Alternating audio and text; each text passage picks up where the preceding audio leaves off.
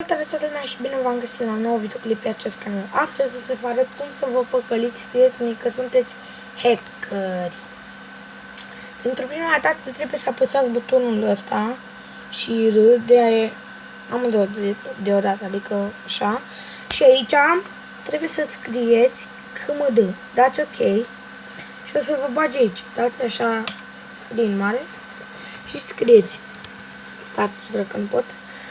Pun pauză. Scrieți color R. Nu știu dacă se va vedea, dar o să sting lumina.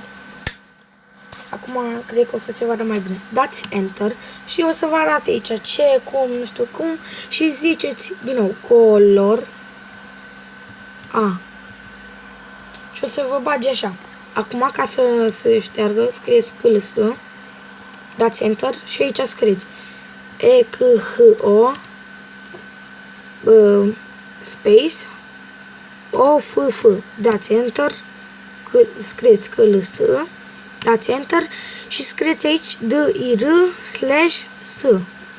Dați Enter și ne beleaua. Sărim din ghete. Sper că v-am ajutat, sper să vă speriați prietenii și cam atât.